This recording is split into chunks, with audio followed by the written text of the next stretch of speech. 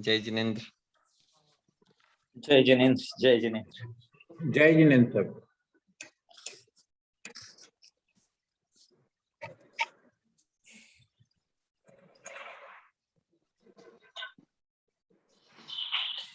अभी कितने लोगों ने ज्वाइन किया? 15-20 11 लोग। लोग। 10 मिनट के अंदर काफी लोग कनेक्ट हो जाएंगे।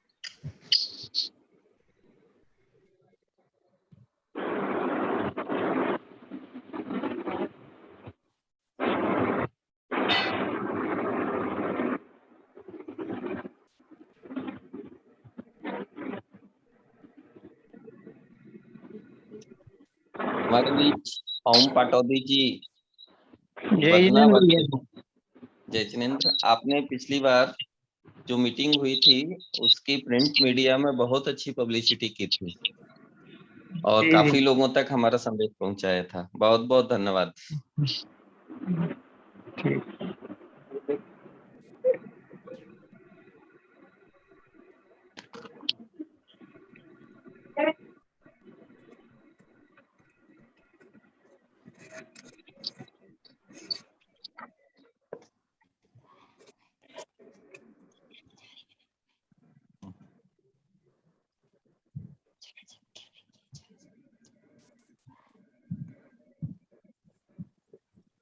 लगातार हमारे बीच पार्टिसिपेट्स जुड़ रहे हैं।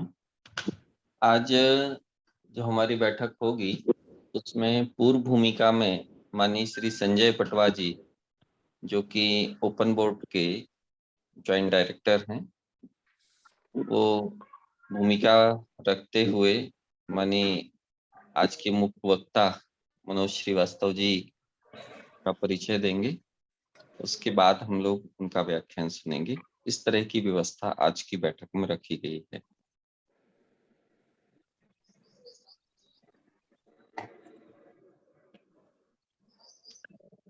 पिछली 2 बैठकों का बहुत अच्छा प्रतिसाद हम सभी को मिला है और बहुत सारे लोगों ने प्रतिक्रियाएं भी मेरे पास भेजी थी।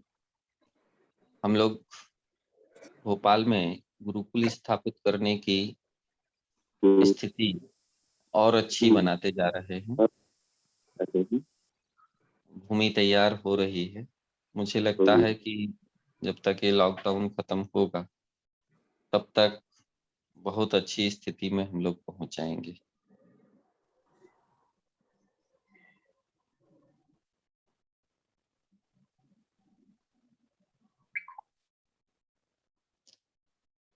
और 5 मिनट के लिए मैं चाहूंगा कि सभी लोग अपना वीडियो और माइक ऑन करके थोड़ा सा अपना परिचय देते जाएं, ताकि एक दूसरे को जानकारी मिल जाएगी कि कौन कौन लोग उपस्थित हैं।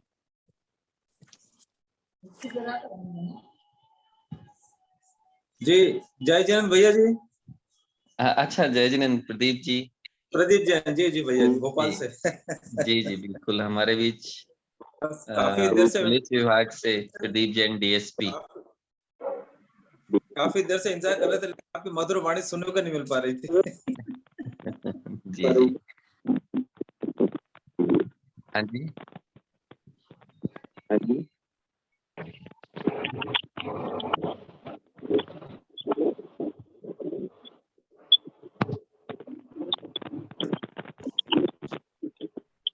जय जिनेंद्र।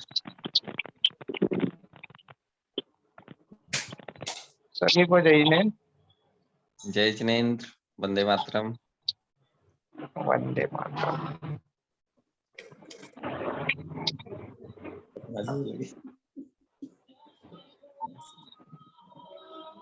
काफी लोग हैं। क्या बोल रहे? अब हमसे भी नहीं, मतलब धीरे धीरे सीख जाते हैं हम लोग।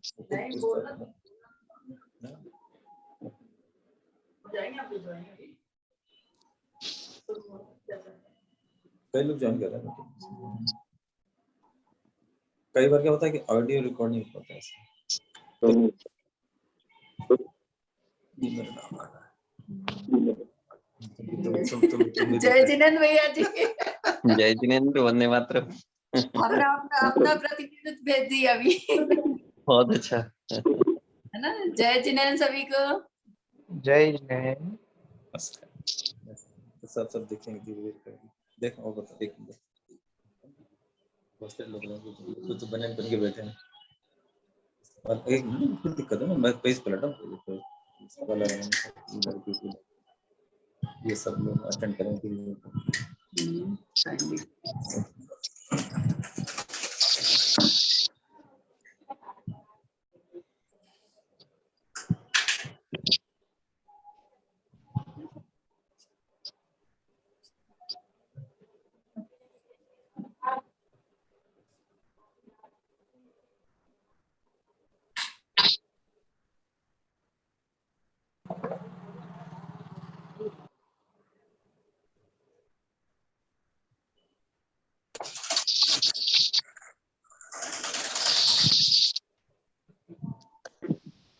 आशीष जी, हम लोग शुरू कर सकते हैं क्या? जी हाँ भैया जी, चालू कर दीजिए, रिकॉर्डिंग ऑन है। जी।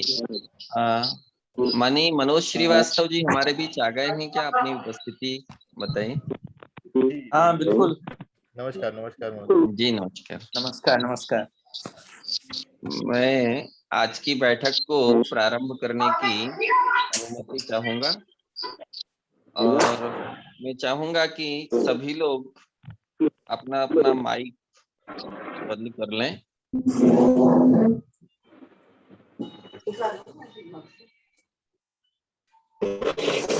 नमस्कार। आज हमारे बीच में मध्य प्रदेश शासन के वरिष्ठ सेवानिवृत्त IAS अधिकारी श्री मनोज श्रीवास्तव जी उपस्थित हैं, जिनका व्याख्यान गुरुकुलीन शिक्षा पद्धति पर हम सभी को सुनने को मिलेगा। माननीय मनोज जी बहुत अच्छे चिंतक विचारक हैं और एक बड़ी उपलब्धि यह थी कि विगत 2-3 वर्ष पूर्व उज्जैन में बहुत बड़ा गुरुकुल सम्मेलन हुआ था अंतरराष्ट्रीय स्तर का, जिसमें 1000 से ऊपर, मुझे ऐसा लगता है, गुरुकुलों के प्रतिनिधि उपस्थित हुए थे और उस पूरे सम्मेलन को 3 दिवसीय वो आयोजन था, बहुत ही कुशलता पूर्वक आपके माध्यम से संचालित किया गया था। मैं बहुत अधिक भूमिका न बनाते हुए सर्वप्रथम माननीय श्री संजय पटवा जी को, जो कि ओपन स्कूल के जॉइंट डायरेक्टर हैं, उनको निवेदन करूंगा कि वो भूमिका के साथ साथ माननीय मनोज जी का परिचय हम सभी से करवाएं और उनसे आग्रह करें हम सभी को संबोधित करने का। माननीय संजय पटवा जी। जय जिनेन्द्र, वंदे मातरम। धन्यवाद। आज इस आभासी सभा में उपस्थित कार्यक्रम के संयोजक हम सबके आदरणीय बाल ब्रह्मचारी विनय भैया जी, जन जन के हृदय में समाये हुए हृदय सम्राट सम्मानीय मनोज श्रीवास्तव साहब, सभी श्रावक बंधु भगिनी और इस सभा में उपस्थित पालकगण, मैं आप सभी का इस स्वागत करता हूं, अभिनंदन करता हूं। आज यह तीसरी बैठक हमारे गुरुकुल को प्रारंभ करने के पूर्व तैयारियों को लेकर है। सतत हम लोग आगे भी गुरुकुल से संबंधित अन्य जो ऐसे व्यक्तित्व हैं जिन्होंने या तो गुरुकुल को संचालित किया है या जो गुरुकुल में सेवा दे रहे हैं, किस प्रकार से आचार्य विद्यासागर जैन गुरुकुल भोपाल में प्रारंभ हो, उसके लिए हम उनसे भी मार्गदर्शन लेंगे। आज हमारा मार्गदर्शन करने के लिए एक ऐसे व्यक्तित्व हम सब लोगों को हमारे बीच उपलब्ध हुए हैं, जिनके बारे में यदि मैं 4 पंक्तियां ये कहूं कि न्याय प्रेम सौहार्द शांति, न्याय प्रेम सौहार्द शांति, समरसता जिसके जीवन का सार है, सहकारों से भरा हुआ यह मानव जीवन जिसको मिला उपहार है, ऐसे 1987 की बैच के अखिल भारतीय सेवा में चयनित होकर अपर मुख्य सचिव के दायित्व से जो मुक्त हुए हैं, जिनका जीवन आध्यात्म से, दर्शन से भरा हुआ है, जिन्होंने शासकीय विद्यालय से लेकर महाविद्यालय तक अपना अध्ययन करके हिंदी माध्यम से अखिल भारतीय सेवा में चयन होकर अपने माता पिता और परिवार का सपना सार्थक किया है। प्रत्येक माता पिता का सपना होता है कि उनकी संतान सुसंस्कारित बनकर कुल का नाम रोशन करे। ऐसे ही प्रत्येक शिक्षक का भी सपना होता है कि मेरा विद्यार्थी देश का सुयोग्य नागरिक बनकर देश की सेवा करे। ऐसे ही आज के हैं हमारे वक्ता, जिन्होंने माता पिता और अपने शिक्षक के सपने को साकार कर अपना जीवन नैतिकता से ओतप्रोत रखा। जिस विचारधारा को आपने बचपन से संभाला, उस विचारधारा का अंत तक पालन भी किया। मेरा आपसे प्रथम संपर्क जब नीमच और मंदसौर जिला एक था और आप मंदसौर के जिलाधीश थे, और हमारी संस्था ने आपको एक कवि के रूप में नीमच में जैन भवन में आमंत्रित किया था। वह दिन मुझे आज भी याद है, क्योंकि उसमें आपने कहा था कि जो है वो रहे तो देश काफी प्रगति कर सकता है। हर मनुष्य का अपना अपना एक आत्मनिर्माण करने का एक तरीका होता है, उसकी प्रत्येक की अपनी क्षमता होती है, और उस क्षमता के अनुसार वो जिस दायित्व में है उस दायित्व का निर्वहन करे तो निश्चित रूप से वो बेहतर सेवक के साथ इंसान भी बन सकता है। तब से लेकर के और उसके बाद आज तक मैं आपसे इतना प्रभावित रहा कि जब भी आपका कोई कार्यक्रम होता है तो मैं प्रयास करता हूं कि आपको सुनूं। 2-3 अवसर ऐसे भी आए हैं जिसमें आप मुख्य वक्ता रहे या वक्ता रहे, और उस समय मैंने मंच का संभाला। मुझे याद है कि माननीय हमारे महर्षि उत्तम स्वामी जी महाराज जब सलकनपुर पधारते हैं तो 2-3 कार्यक्रम में माननीय तपन जी जब उस कार्यक्रम का संचालन करते हैं तो उसमें भी आपका पदार्पण हुआ। तो ये जो सारी चीजें हैं ये आपके व्यक्तित्व को दर्शित करती है कि आपका जीवन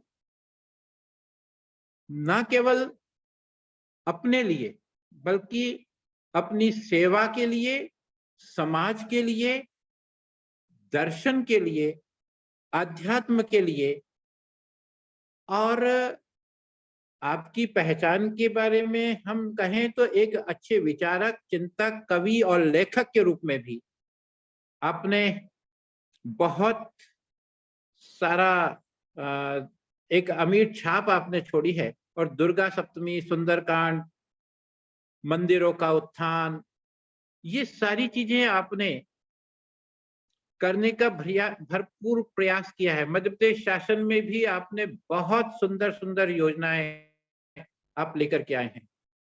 और जब इंदौर में आप कलेक्टर थे तो आपने जो अतिक्रमण हटाओ अभियान बिना भेदभाव के जो चलाया था, तब से आपको और अटल पहचान मिली। तो छत्तीसगढ़ से लेकर के मध्य प्रदेश भोपाल तक का आपका सफर बहुत ही ख्यातिवान रहा है।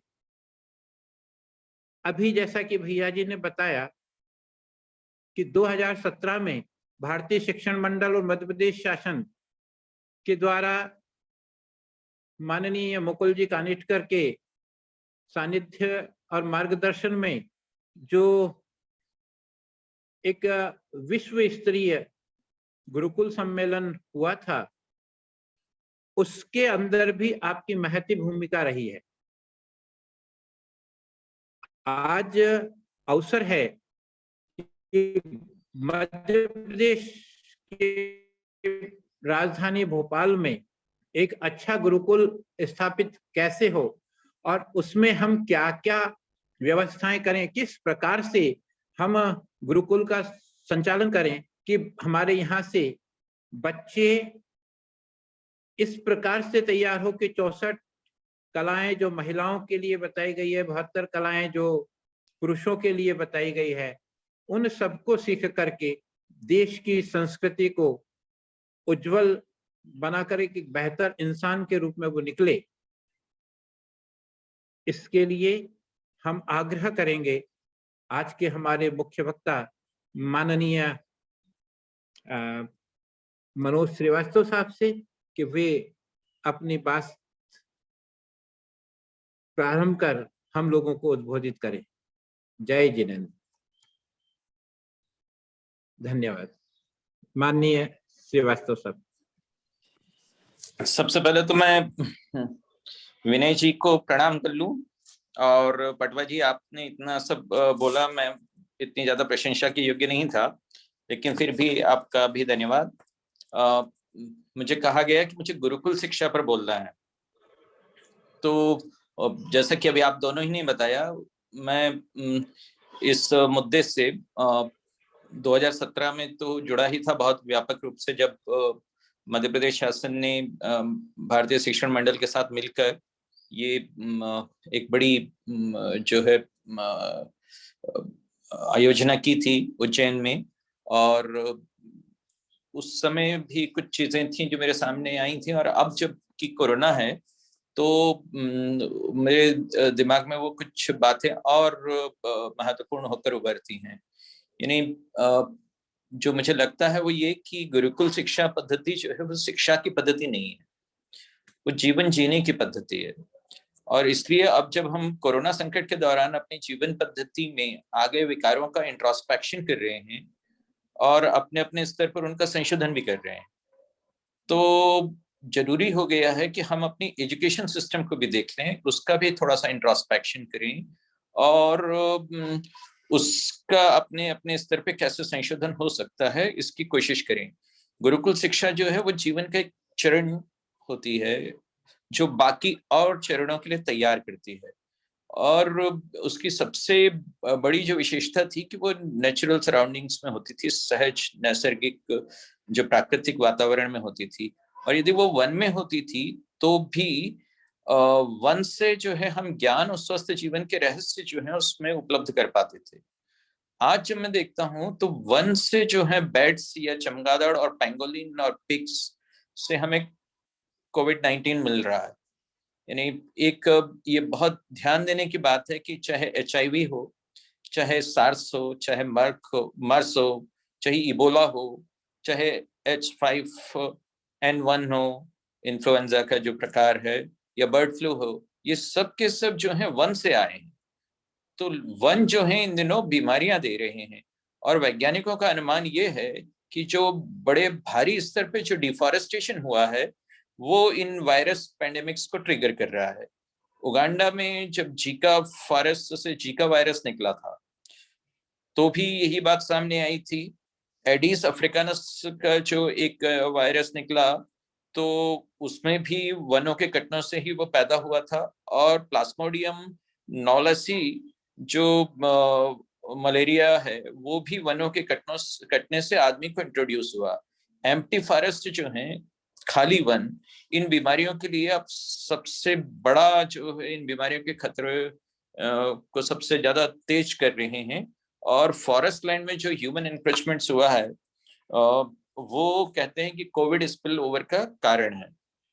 तो मुझे लगता है इसीलिए कि जब अरण्य सघन थे तब हमारी आरण्यक संस्कृति ने इन्हीं में ही अपने गुरुकुल स्थापित किए थे, अपने आश्रम स्थापित किए थे और एक कोडिपेंडेंस की, एक सहनिर्भरता की जो है एक ऐसी जीवन शैली विकसित की थी जहां इस तरह के ट्रांसमिशन के खतरे को मिनिमाइज किया जा सके। और इसीलिए जो है उसमें शाकाहार पर बल था, क्योंकि उनको मालूम था कि वनों के द्वारा जो है यदि वनों को काटा गया, डिप्लीट किया गया और यदि जो है उससे जो ह्यूमन ट्रांसमिशन की जो संभावना थी, उन सबको देखते हुए उन्होंने शाकाहार पर बल दिया था और पूरी जीवन शैली को इस तरह से रखा था कि जो इस तरह के खतरे को मिनिमाइज कर सके। आज हम फॉरेस्ट टूरिज्म को बड़ा प्रोत्साहित करते हैं और हम वनों की एंटरटेनमेंट वैल्यू पर भी बड़ा जोर देते हैं। तब मुझे ध्यान आता है कि हमारे यहाँ तो अरण्य का अर्थ ही जो है दूसरा था। अरण्य का मतलब था कि that which can not be made pleasant, यानी अरण्य शब्द की जो शास्त्रीय निरुक्ति है उसमें अरण्य का अर्थ होता है कि जिससे आनंद प्राप्त किया जा सके या जिससे आनंददायक बनाया जा सकता हो। अरण्य से जो है मतलब है कि जहां ये चीज ना हो, यानी अरण्य से आप जानवरों के शिकार का आनंद नहीं ले सकते थे, अरण्य से आप जो है उनके मांस को आहार बनाकर जो है उसके चटकारे नहीं ले सकते थे। तो इसलिए अब जबकि हम बात करते हैं गुरुकुल शिक्षा की, तो यदि वो उस तरह का आरण्यक वातावरण हम नहीं दे पाते हैं तो मुझे लगता है कि कहीं ना कहीं हम लोग जो हैं अपनी उन लक्ष्यों को प्राप्त नहीं कर सकेंगे जिन लक्ष्यों को लेकर जो है हम आज की चर्चा कर रहे हैं। यानी प्रश्न ये है कि जो शिक्षा अभी चल रही है वो तो ब्राउन के शब्दों में मैं कहूं तो कॉन्शियसली कंट्रोल्ड प्रक्रिया है, सचेतन रूप से नियंत्रित है। और वो गुरुकुलों की जो उस परंपरा से जरा भिन्न पड़ती है कि जहाँ शिक्षा जीवन का अंग मात्र नहीं होती, शिक्षा जीवन होती है। और उसमें एल्विन टॉफलर के द्वारा जो वर्णित फैक्ट्री माफिक स्कूल नहीं होते कि जहाँ कारखानों की तरह घंटे घंटे बजाए जाते हों और बैठने और बैठाने की एक बेंच कुर्सी वाली तयशुदा मुद्रा होती हो, बल्कि गुरुकुल ऐसे हैं कि जहाँ गाय का दूध दोहते हुए, कंडे बीनते हुए भी कोई सांदीपनी आपको सिखा जाता है और उस अनौपचारिकता में वह शिष्य के अवचेतन के बहुत भीतर धस जाता है। यानी एक सही अर्थों में मुक्तिकारी शिक्षा जो है वो गुरुकुल की थी, न कि कॉन्शियसली कंट्रोल्ड या सचेतन रूप से नियंत्रित। तो यदि आज हम देश में गंभीरता से महसूस करते हैं कि शिक्षा क्षयग्रस्त हो गई है, तो जिस तरह से किसी जमाने में मुक्त हवा वाले सैनिटोरियम बनाए गए थे उसी तरह से अब ओपन एयर स्कूल्स आवश्यक होंगे। और मुझे लगता है कि गुरुकुल ये काम कर सकते हैं। हमें कई लोगों को लगता है कि ये असंभव है आज के समय में, लेकिन क्या हमें ये जानकर खुशी होगी कि गुरुकुल की हमारी अवधारणा से पश्चिम ने बहुत कुछ सीखा है, यूरोप ने बहुत कुछ सीखा है। स्विट्जरलैंड में इन दिनों फॉरेस्ट स्कूल्स चल रहे हैं। फॉरेस्ट स्कूल्स वन विभाग के स्कूल नहीं है, वे वन में चल रहे स्कूल्स हैं। वर्मोंट का एक स्कूल है वो फॉरेस्ट मंडे बनाता है जहां आउट ऑफ द क्लासरूम शिक्षा होती है। रिचर्ड लॉफ्ट के अनुसार इससे नई पीढ़ी का नेचर डेफिसिट डिसऑर्डर जो है वो दूर होता है। तो और इसी तरह से आप देखें तो विस्कॉन्सिन का जो फॉरेस्ट स्कूल है वो 1920 के दशक से चल रहा है। स्वीडन में, डेनमार्क में, फिनलैंड में फॉरेस्ट किंडरगार्टन्स और नेचर स्कूल्स चल रहे हैं। यूके और कनाडा में फॉरेस्ट स्कूल एसोसिएशन बन गई हैं। ये स्कूल निरीक्षण यानी ऑब्जर्वेशन जैसे आप कहते हैं और प्ले बेस्ड लर्निंग यानी खेल खेल में जो है सिखाने को, याद करें आप कि वो सूरदास कहते थे कि खेलत में को काको गसैया हरिहारे जीते श्रीदामा बरबस करत रसैया। तो वो वाला जो प्ले बेस्ड लर्निंग है वो लर्निंग जो है अब इन स्कूलों में सिखाई जा रही है, एक्टिव एक्सप्लोरेशन की, इंक्वायरी की, प्रॉब्लम सॉल्विंग की, आजादी की, चॉइस की, विस्मय की और अन्वेषण की शिक्षा विधियां जो हैं वो इनके माध्यम से चल रही हैं। 1994 से पश्चिम में इको स्कूल प्रोजेक्ट चल रहा है, जहां 51,000 स्कूल इस प्रोजेक्ट के अंतर्गत हैं और करीब 20 मिलियन बच्चे जो हैं उसका लाभ ले रहे हैं। हमारे यहाँ क्या हुआ, भारत में अंग्रेजों ने इंडियन फॉरेस्ट एक्ट प्रवर्तित किया, तो यही नहीं किया कि जनजातियों को जो है उन्होंने वनों से खदेड़ दिया, बल्कि ये भी हुआ कि गुरुकुलों का जो प्राण तत्व था वो खत्म हो गया। भारत की आरण्यक शिक्षा और भारतीय विद्या पर जो है इस तरह से उन्होंने एक निर्णायक प्रहार किया था। अब यदि हम सोचते हैं कि हमें गुरुकुल शिक्षा लानी है, तो एक तरफ हमें भारतीय वन अधिनियम को उसकी प्रतिबंधनात्मक और निष्कासनात्मक प्रवृत्ति से मुक्त करना पड़ेगा। द गार्जियन जो है वो, मैं उसका एक अंक पढ़ रहा था 21 अप्रैल 2015 का, तो मैंने देखा कि वहां उन्होंने इस तरह के वन विद्यालयों को स्कूल्स ऑफ द फ्यूचर कहा, लेकिन हमारे देश में ये स्कूल जो हैं स्कूल ऑफ द पास्ट होकर रह गए हैं। और ये कीमत है जो हमारी शिक्षा ने औपनिवेशिकता के चलते चुकाई है। हमारे गुरुकुलों के साथ जो है, किसी जमाने में यह था कि राज्य जो है बहुत भूमि दान करता था, बड़ी बड़ी कृषि भूमि दान देता था। यह परंपरा फिरोज शाह तुगलक तक के समय में भी थी, लेकिन अब जो है मैं देखता हूं कि हमारे ज्यादातर स्कूलों का एक द्वीप अस्तित्व है। उनके साथ न कोई कृषि भूमि होती है, न कोई क्रीड़ा भूमि होती है, न वन भूमि होती है। जबकि उज्जैन में कृष्ण ने शिक्षा ही नहीं पाई थी, हल्दर ने भी शिक्षा पाई थी। तो गुरुकुल ऋषि संस्कृति का नहीं बल्कि कृषि संस्कृति का भी संरक्षण, संवर्धन और प्रोत्साहन करता था। तो मुझे लगता है कि यदि हम एक स्कूल जो है गुरुकुल की तर्ज पर यदि भोपाल नगर में बनाना चाहते हैं, तो हमें ये देखना होगा कि नगर और वन का जो द्वैत है वो कैसे खत्म किया जा सके। क्या हमारा स्कूल जो है उस तरह के प्राकृतिक वातावरण का निर्माण कर सकता है, और वो प्राकृतिक वातावरण किसी उद्यान का निर्माण करके नहीं होगा, वो वन और उपवन दोनों में जो है फर्क है। और इनफैक्ट भारत में नगर और वन के बीच में किसी जमाने में ये द्वैत नहीं था। इनफैक्ट पश्चिमी दुनिया में नगर और जंगल के बीच में फर्क किया जाता है। पर्शियन पोएट्री में भी जंगल और घर का कंट्रास्ट किया जाता है। लेकिन भारत में संस्कृत शब्दकोशों को देखें तो नग का अर्थ ही वृक्ष या पौधा होता है, और नगर का अर्थ जो है बहुत से वृक्षों वाला स्थान होता है। तो जिस तरह से उज्जैन का नाम महाकाल वन था, उसी तरह से वाराणसी को आनंद वन कहा जाता था, और मथुरा की पवित्र नगरी जो है वृंदावन थी। तो वन की स्वच्छंदता और सहजता महत्वपूर्ण है। यदि हम लोग इस तरह का कोई खोलना चाहते हैं स्कूल, तो जो है हमें ये देखना होगा कि हमारी गुरुकुल शिक्षा जो है वो उस नैसर्गिकता को, जो कि किसी आरण्यक संस्कृति में गुरुकुलों में मिला करती थी, वो नैसर्गिकता हमारे जो है किसी भी उपक्रम का सबसे महत्वपूर्ण हिस्सा हो।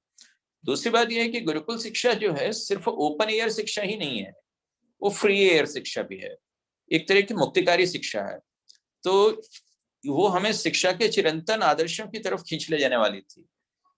यानी आज की तारीख में मैं देखता हूं कि जो हमारे सामान्य स्कूल हैं, वो स्कूल आपको बहुत सारे बंधनों में बांधते हैं, अपनी शिक्षा के साथ साथ बांधते चलते हैं। लेकिन गुरुकुल शिक्षा पद्धति में विद्या की परिभाषा ही मुक्तिकामी परिभाषा है। वो कहती है कि सा विद्या या विमुक्तये। तो हमें जो है यदि मुक्ति की कोई भी बात करना है, तो अपने स्कूल एजुकेशन में उस तरह का, अपने एकेडमिक कंटेंट में इस तरह का फर्क लाना पड़ेगा कि जो प्रभुत्व की जो पद्धतियां हैं, जो सिस्टम्स ऑफ डोमिनेशन है, उनको जो है हम लोग किस तरह से उनका स्थान दिखा सकें, और जो है अपने बच्चों को उस ताकतवर औद्योगिक सभ्यता के बहुत सारे खतरों से जो है सावधान कर सकें, कि जिससे शिक्षा जो है शिक्षा नहीं रहती और उसका एक कमोडिटाइजेशन हो जाता है, वो एक वस्तु में बदल जाती है। आज के युग में हमारे यहाँ चुनौती क्या है, जो अभी हम कोरोना के दौर में भी देख रहे हैं कि बहुत बड़े बड़े दुर्धर्ष संगठनों का दैत्याकार जो है वो एक नए साम्राज्यवादी युग को जन्म दे रहा है। अब बिग फार्मा जो है, उसमें कुछ बड़ी कंपनियां हैं जो पूरे दुनिया की हेल्थ को जो है कंट्रोल कर रही हैं।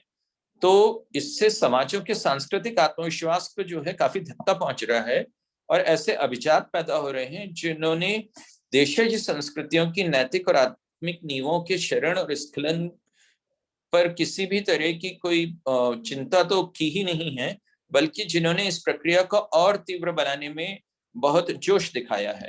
तो हमारी शिक्षा जो है अपने सांस्कृतिक गुरुत्व केंद्र से काफी हद तक खिसक गई है और देशी समाजों में जो है काफी दरारें और काफी खाइयां जो है इसके कारण पैदा हो रही हैं।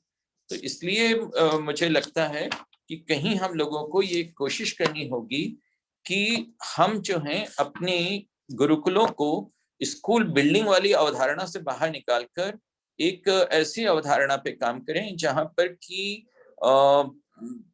टीचर एब्सेंटिज्म की समस्या को भी हल किया जा सके और जो है एक तरह की सामूहिकता, एक तरह की कलेक्टिव लिविंग को जो है प्रोत्साहित किया जा सके। यानी मैंने देखा अभी जो राष्ट्रीय शिक्षा नीति आई है वो स्कूल कॉम्प्लेक्स की बात करती है कि स्कूल बिल्डिंग की जगह जो है अब स्कूल कॉम्प्लेक्स होने चाहिए, और वो भी इसको टीचर एब्सेंटिज्म की समस्या का एक हल मानते हैं। लेकिन जब हमारी शिक्षा को स्कूल भवनों के लिए फंड्स की और बजट की कमी पड़ रही है तो स्कूल कॉम्प्लेक्स की गुरुकुल से जो मिलती जुलती थोड़ी सी अवधारणा है उसके लिए बजट कहाँ से आएगा, ये एक बड़ा प्रश्न है। और ये चिंता तब और भी बड़ी हो जाती है जब हम देखते हैं कि कोरोना महामारी ने जो राज्य के संसाधनों को और भी सीमित कर दिया है। तो नई शिक्षा नीति जो है स्कूल कॉम्प्लेक्स की बात करती हुई शिक्षा के और ज्यादा इंस्टीट्यूशनलाइजेशन की, शिक्षा के और ज्यादा संस्थानीकरण की बात कर रही है। तब जो है हमें ये सोचना चाहिए कि क्या हमारी गुरुकुल व्यवस्था एजुकेशन को स्कूलिंग के पर्याय की तरह देखती थी या नहीं देखती थी, और यदि वो नहीं देखती थी तो हमें शिक्षा के उस औपनिवेशिक मॉडल से हम किस किस तरह से अपने यहाँ अपनी नई जो विद्यालय हम स्थापित करने जा रहे हैं उसमें उससे किस तरह से फर्क ले सकते हैं, फर्क कर सकते हैं। हमारा एकेडमिक कंटेंट किस तरह का है, यानी शिक्षा की औपनिवेशिकता वहां भी है जब आप बच्चे को ये सूचना देते हैं कि पृथ्वी में गुरुत्वाकर्षण शक्ति है। ये बात तब पता चली जब न्यूटन ने सेब को पेड़ से गिरते हुए देखा। हो सकता है कि पश्चिमी दुनिया को ये बात तब पता लगी हो, लेकिन हमारे देश को तो ये बात वैज्ञानिक रूप से ज्ञात है और उस समय से ज्ञात है जब पतंजलि ने आंतर्य का सिद्धांत प्रतिपादित किया था। शिक्षा वहां भी औपनिवेशिक है जब हम बच्चे को ये पढ़ाते हैं कि भारत की खोज वास्को डी गामा ने की।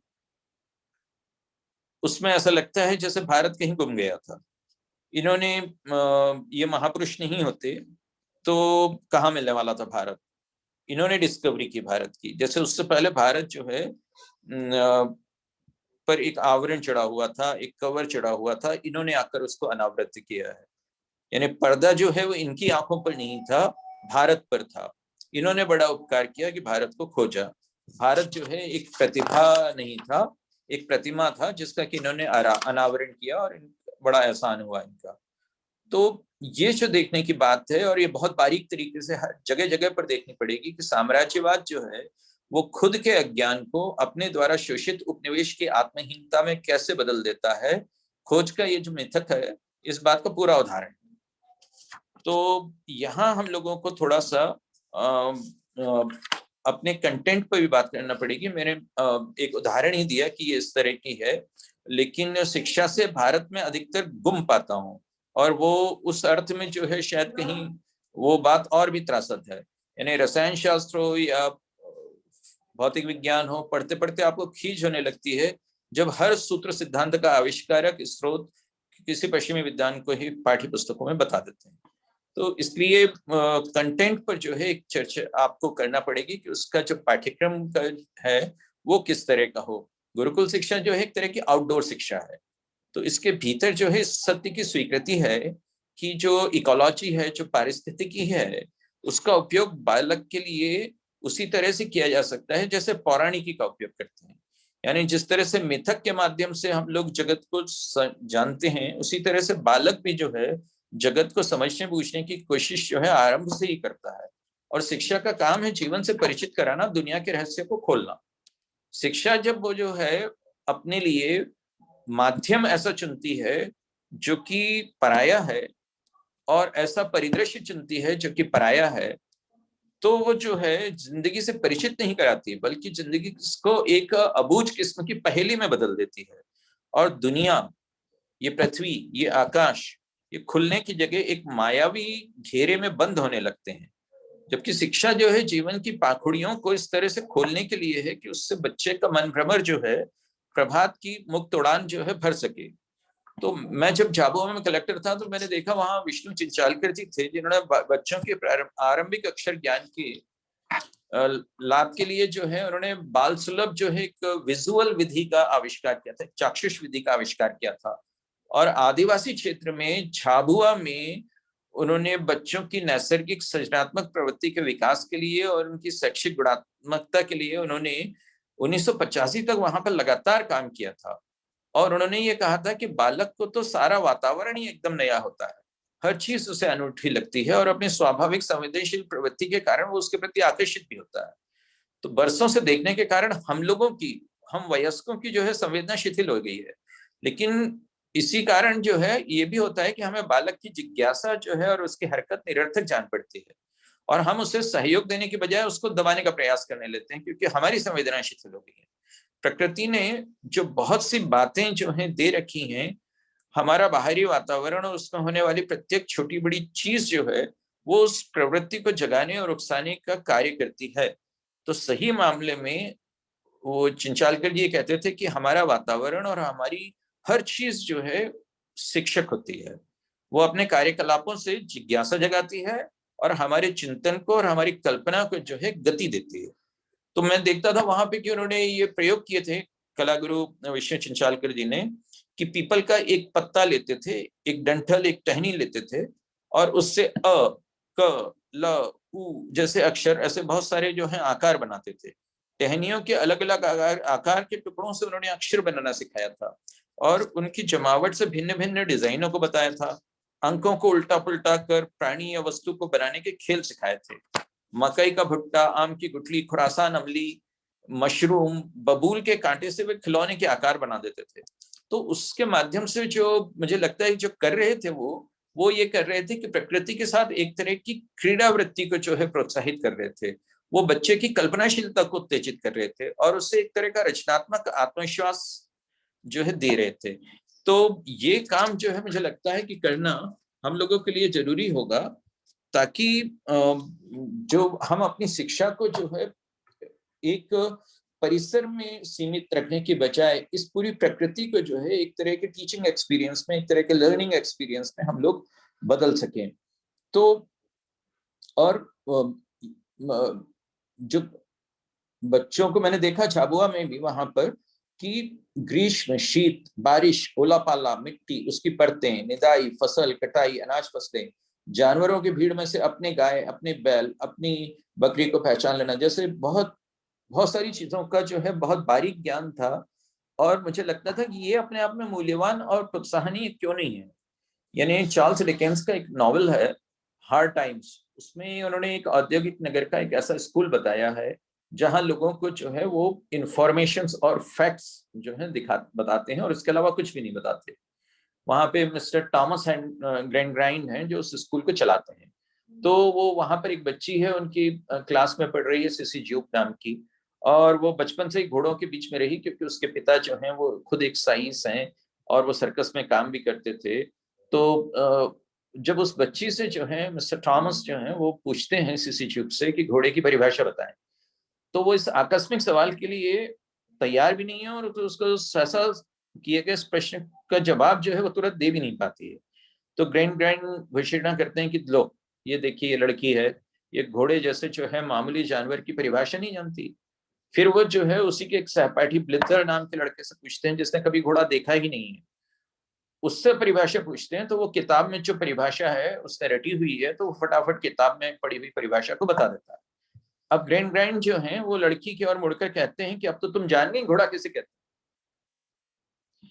तो ये उदाहरण है जो ज्ञान को सूचना में बदलने वालों को और यथार्थ की जो उधारी करते हैं उन लोगों को विजयी घोषित करता है और यथार्थ का जो प्रथमतम उपभोक्ता है उसको पराजित कर देता है। तो ऐसे में मुझे लगता है कि हम लोगों को जो इसका सिलेबस, इसका पाठ्यक्रम बनाना होगा, उसको समझाने का तरीका, क्योंकि पाठ्यक्रम को तो शायद हम लोग बहुत ज्यादा परिवर्तित भी नहीं कर पाएंगे। एक कुछ मानकीकरण की जो बात जो है नई शिक्षा नीति में बहुत जोर से कही गई है, और मुझे ये देखना है कि उस मानकीकरण के आग्रह का कैसा जो है इंटरेक्शन, कैसे उसके जो है अंतःक्रिया हमारे गुरुकुल की संकल्पना से होती है, वो एक महत्वपूर्ण चीज है कि हम गुरुकुल में अपने जो पाठ्यक्रम के बारे में कितनी स्वतंत्रताएं ले सकेंगे, ये हमें देखना होगा। और यदि वो स्वतंत्रताएं हमें नहीं मिलती हैं तो फिर जो है उन तथ्यों तक पहुंचने के लिए हम लोग जो है किस तरह की एक्टिविटीज को कर सकते हैं, प्लान किस तरह की गतिविधियों को प्लान कर सकते हैं, वो हमें देखना होगा। गुरुकुल में एक और खास बात थी पुराने जमाने के गुरुकुलों में, वो ये थी कि वहां श्रुति प्रणाली पे बहुत जोर था। वो रटंत विद्या नहीं थी, वहां जो है नाद और ध्वनि के तर्क और विज्ञान का एक अपना पृथक महत्व था। आज जो है शताब्दियों की श्रुति परंपरा में पले हुए हमारे लोक समाज को जो है हम लोग साक्षरता प्रसार के नाम पर एक तरह की कुंठा में, एक तरह की आत्महीनता में ग्रस्त कर देते हैं। लेकिन श्रुति प्रणाली पर जोड़ देने वाली जो शिक्षा थी, उसका जो गुरुकुल आयाम है, क्या वो जो है हमें इस आत्महीनता से मुक्त कर सकता है? क्या हम कोई ऐसी कार्य योजना बना सकते हैं जो स्थानीय समाज की जो अंतर्भूत योग्यताएं हैं उनके प्रति श्रद्धा विकसित करे और उसका पुनरान्वेषण करे, और शिक्षण संस्थाओं को जो है इस तरह से उनके द्वीप अस्तित्व से मुक्त करे, और उनका नेबरहुड इम्पैक्ट जो है, उनका जो प्रतिवेशी प्रभाव है, उसको जो है सामने लाए। यानी हम लोग कहते हैं कि आज शिक्षक हाशिए पर डाल दिया गया है, लेकिन यदि शिक्षा में वाचिकता को भी पुराने गुरुकुलों की तरह स्वीकार किया गया होता तो हम आज एक बहुत बड़ी आबादी को शैक्षणिक सामर्थ्य से निष्कासित हुआ नहीं पाते। हमारी वर्तमान शिक्षा जो है वो ओरेसी पर बहुत कम ध्यान देती है, लिटरेसी पर बहुत ज्यादा बेस्ड है। और इसलिए हम देखते हैं कि कृषि प्रधान अर्थव्यवस्था होने के बावजूद आज मध्य प्रदेश में साल भर में 500 से 1000 तक कृषि स्नातक निकालते हैं, जबकि चीन में जो उनका एग्रीकल्चरल ब्रॉडकास्टिंग स्कूल है वो साल में 6 लाख लोगों को निकालता है, क्योंकि वो कृषि को हुनर का काम मानते हैं, न कि रटंत का। क्योंकि वो एग्रीकल्चर की डिग्री जो है वो ओरेसी पे बेस्ड करते हैं और लिटरेसी पर नहीं। तो इसलिए जो है मुझे लगता है कि कहीं हम लोगों को ये एक कोशिश करनी होगी कि हम गुरुकुल की शिक्षा में शुद्धि प्रणाली को, हुनर की व्यवस्थाओं को जो है किस तरह से बल दे सकें। और गुरुकुल शिक्षा पद्धति से आज जो प्रेरणा लेते हुए जब हम काम करते हैं, तो मैं ये नहीं कह रहा कि आप अपने दौर की जो है सच्चाइयों को ध्यान में नहीं रखें। गुरु वन में था और शिक्षक भवन में है, भुवन में है। समाज और संसार की गलादतों के बीच आज गुरु है, टूटते हुए घरों के बीच में और टूटते हुए जीवन मूल्यों के बीच में। हम इस शिक्षक से बहुत गुरु गंभीर उम्मीद कर रहे हैं कि वह बच्चे को इंटीग्रिटी दे, बच्चे को साबुत रखे, चरित्र की अखंडता दे उसको। यानी जब शाला भवन की भित्तियों में दरार है, दीवारों में दरार है और दरकन के निशान जो है वो व्यवस्था में भी दिख रहे हैं, तब हम जो है शिक्षक के भयों से सहानुभूति किए बगैर उससे आदर्शवादी उपलब्धियों की अपेक्षा करते हुए नहीं रह सकते।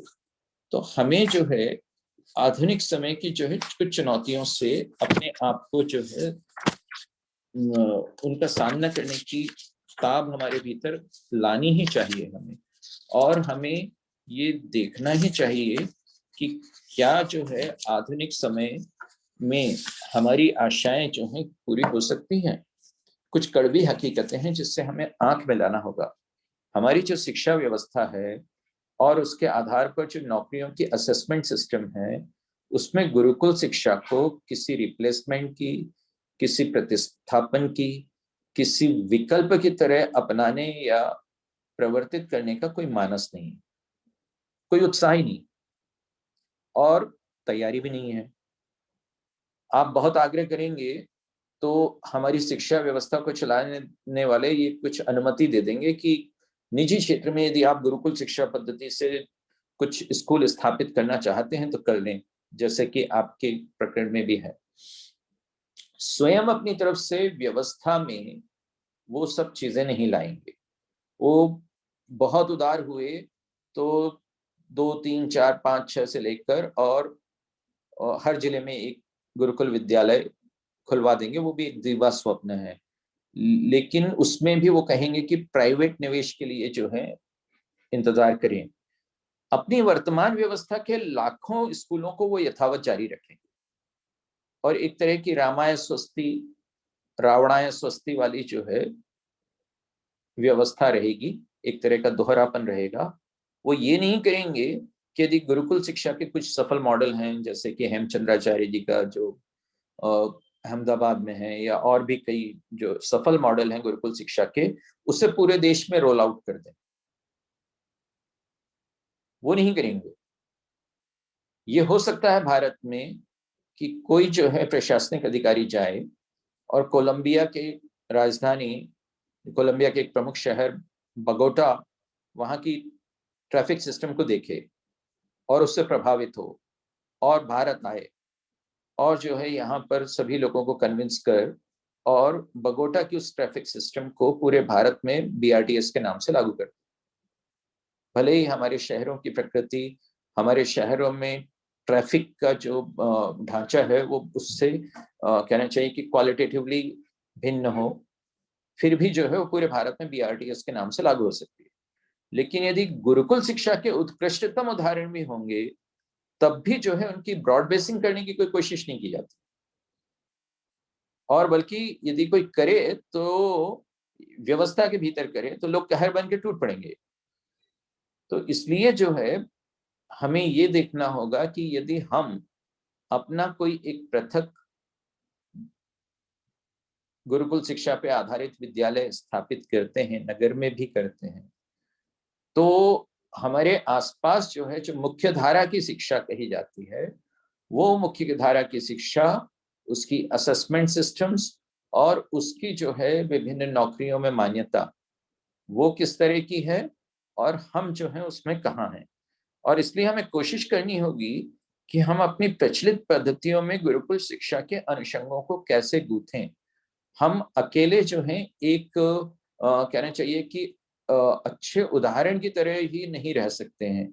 हमें जो है ये कोशिश करनी होगी कि क्या हमारा कोई प्रतिवेशी प्रभाव है, क्या हमारा कुछ नेबरहुड इम्पैक्ट है, क्या हम कुछ ऐसा कर सकते हैं कि जो इस तथाकथित मेन स्ट्रीम एजुकेशन है, इस मेन स्ट्रीम एजुकेशन में जो है गुरुकुल शिक्षा की कलरिंग की जा सके, और कलरिंग ही नहीं की जा सके बल्कि इस व्यवस्था के एनफ्लैशमेंट में गुरुकुल शिक्षा के तत्वों की भूमिका जो है हो, इसके लिए क्या कार्यवाही की जा सकती है। यानी अभी जो आधुनिक शिक्षा पद्धति का ढांचा है, इसका कंकाल है, हो सकता है कि इतनी जल्दी नहीं बदले, लेकिन इसमें क्या कुछ ऐसा रक्ताधान हो सकता है जो गुरुकुल शिक्षा के जो कुछ प्रमुख बिंदु हैं उनको समेटता हो, और कुछ बारीक बारीक रास्ते जो हैं हम क्या निकाल सकते हैं, ताकि जो हमारी जब तुलना जब भी कभी जो इस आधुनिक शिक्षा से हो, तो हम हैं भी उनसे काफी आगे, लेकिन मान्यताओं में भी और अवसरों में भी जो है हम उनसे पीछे नहीं रहे। मुझे जो एक महत्वपूर्ण बात लगती है वो ये लगती है कि इवान इलिच ने डी स्कूलिंग सोसाइटी की बात की थी, और उसमें उन्होंने ये कहा था कि समाज को जो है क्लासरूम टीचिंग के मॉडल से, उसके प्रचलित ढर्रे से जो है मुक्त किया जाए। आज जो है मुझे लगता है कि समाज को यदि डी स्कूलिंग करना है तो लॉकडाउन ने या कोरोना ने जो है एक अवसर हम लोगों को उपलब्ध कराया है। क्या गुरुकुल शिक्षा के कुछ वर्चुअल विद्यालय जो है स्थापित किए जा सकते हैं, और उसमें हमारा जो ये जो उपक्रम है जिसकी कि आप चर्चा कर रहे हैं, ये क्या उसमें मदद कर सकता है? ये एक मुझे लगता है कि महत्वपूर्ण प्रश्न है जिस पर कि हम लोगों को थोड़ा बहुत बात करनी ही होगी। जो आश्रम हम स्थापित करना चाहते हैं, विद्यालय गुरुकुल शिक्षाएं जो है प्राय आश्रमों में चली, उस आश्रम में जो परिभाषित करने वाली बात थी आश्रम को, वो थी श्रम की भावना, इसीलिए वो आश्रम था। गुरुकुल में अध्ययन करने वाला बच्चा जो है वो वन से तोड़कर लकड़ी लाने से लेकर गुरु के गृह कार्यों तक में सहायता करता था। उसे कक्ष में बिठाकर जो है श्रम से प्रतिरक्षित नहीं किया जाता था। गुरुकुल के श्रम में कोई वर्गभेद नहीं था। राजा का बच्चा जो है किसी विशेषाधिकार का आग्रह भी नहीं कर सकता था। तो ये जो है गुरुकुल शिक्षा की एक बहुत बात थी। और आज मैं जब जापान में देखता हूँ कि वहां पर उच्ची देशी नाम की शिक्षा पद्धति है जो हमारी प्राचीन गुरुकुल से मिलती है, यानी जैसे आज लिव इन रिलेशनशिप चलती है वैसे ही उच्ची देशी जो है वो लिव इन एजुकेशन है, जहाँ शिष्य जो है गुरु के आश्रम या घर में रहता है और वहां पर सारे कार्य करता है। वो उनके गृह कार्य से लेकर और जो दूसरे सारे कार्यों में मदद करता है। वहां पर आज भी जो है उनकी वो पुरानी जो उच्च देशी शिक्षा थी उसके कार्यक्रम चलते हैं। और एक सैनपई कोहाई करके व्यवस्था है जो गुरुकुल जैसी है, जहाँ एक अनुभव में ज्यादा बड़ा ज्ञानी जो है गैर अनुभवी को सिखाता है। गैर अनुभवी कोहाई जो है वो अपनी तरफ से इस सैनपई को, इस ज्यादा बड़े ज्ञानी को अपनी तरफ से कृतज्ञता देता है, सम्मान देता है और व्यक्तिगत निष्ठा देता है। और जो है श्रम पर आधारित जो है कार्य करने में पीछे नहीं हटता, सिर्फ इस आधार पर कि वो वहां पर सीखने आया है, बल्कि इसके कारण वो करता है। आज जो है मैं देखता हूँ कि हमारे पास वो 64 कलाएं जो कि पहले सिखाई जाती थी गुरुकुल में, और कहते हैं कि सांदीपनी ने कृष्ण को जो है वो 64 कलाएं सिखाई थी। तो वो 64 कलाओं को जो है हम लोग स्किल डेवलपमेंट मिशन में किस तरह से यूज कर सकते हैं, और स्किल डेवलपमेंट मिशन में उसका उपयोग करने के लिए हमारे द्वारा स्थापित होने वाला गुरुकुल जो है वो किस तरह से मददगार हो सकता है।